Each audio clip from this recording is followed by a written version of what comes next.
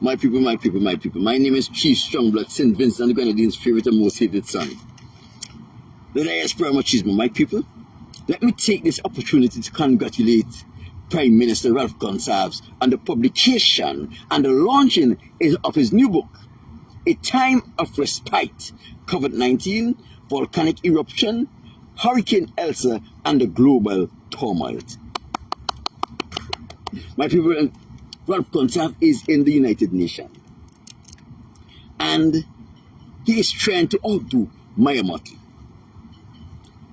Earlier this year, Maya Motley, when she attended the Conference of the Americas, stole the show. She made a big speech representing St. Vincent and the Grenadines and many other nations within our region. She quoted Bob Marley, and she came off like a big shot. Ralph Gonsalves said, Maya Motley cannot take the attention from him. So he went and he started writing like a crazy man. He wrote a new book, A Time of Respite. COVID-19, volcanic eruption, Hurricane Elsa, and the global turmoil. In a recent press conference, I listened to Ralph Gonsalves as he made his presentation.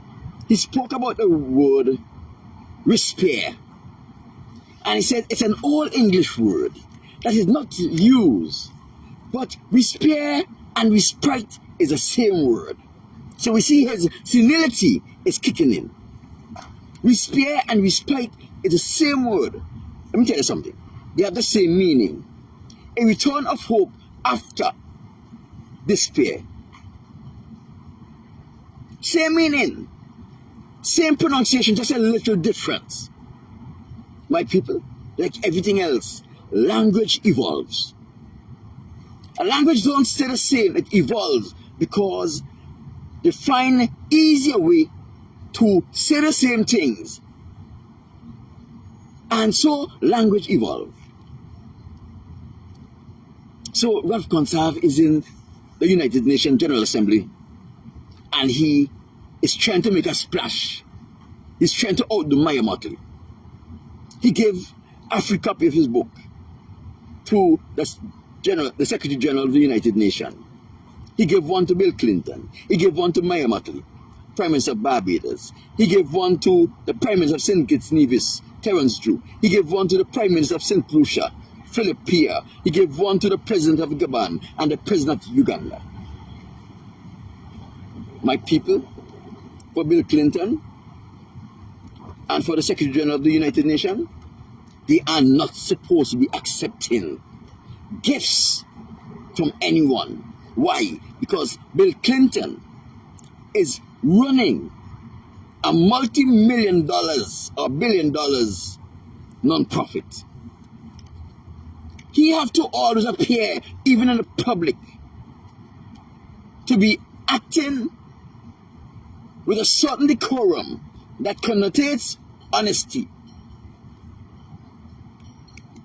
The Secretary General in the same manner, more than Bill Clinton, because another member could view the gift that Ralph Gonsalves gave to the Secretary General of the United Nations as a means of trying to get favor and be put in front of other nations and their needs.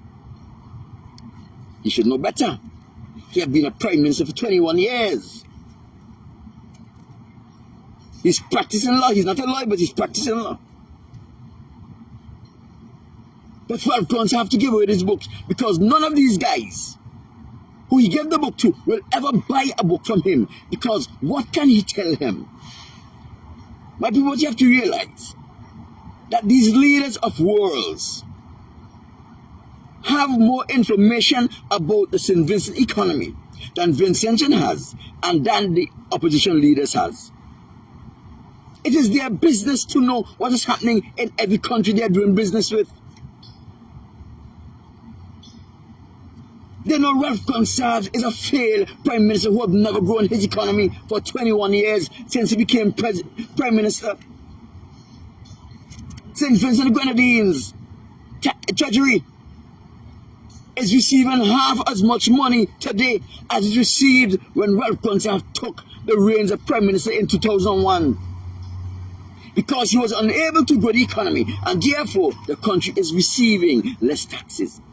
That is why he's holding out on the teachers, because he can't afford to pay them at the rate at which they should be paid. That's why he's holding out on the other public service with the vaccine mandate. He just can't do it. My people, why didn't Ralph Gonsalves bring that book to me to be edited? I don't have a doctorate, I don't have a master, I don't have a bachelor, I don't have an associate. But I'm a better English speaker, and I am a better English writer than Ralph Gonsalves. Some years ago, Ralph Gonsalves went to the University of the West Indies St. Augustine campus on his own invitation as usual to give a speech. And some people were trying to be kind to Ralph Gonsalves, and they say, Ralph Gonsalves, your speech was so good, because in another way, say, there's a shit you're talking about, man. He said, and in order to make it feel good, why don't you have that speech published in the papers so that people could know what we were benefits of? Ralph Gonsalves did not understand that there were mama guy in him. Ralph Gonsalves caused that speech to be published in the Searchlight newspaper. The editor of the Searchlight newspaper, Miss Keezer, did Ralph Gonsalves and the people of St. Vincent and the Grenadines a great injustice by publishing that piece as it was given to her. But Miss Keezer is not a PhD. She has no right editing the work of a doctor. It is below. It is too high above her pay grade. However, it's the worst written document I've ever seen published in any paper. Misspelled words, poor grammar. You would never believe that the Prime Minister of St. Vincent and the Grenadines was who created this work. A man with a PhD. As I tell you before, I don't have a university education. But my written English is far better than Ralph Gonsalves' written English. My spoken English is far better than Ralph Gonsalves' spoken English. He tried to pronounce his word nice,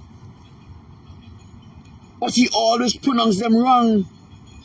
He tried to speak with a kind of diction that will give the connotation that he's an intelligent man. But when you listen to his words, he's trampling upon grammar. He's trampling upon pronunciation and enunciations. My people,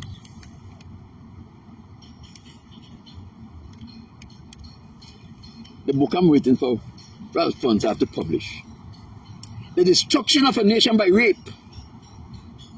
How did I do it? I want that book to be published as soon as possible.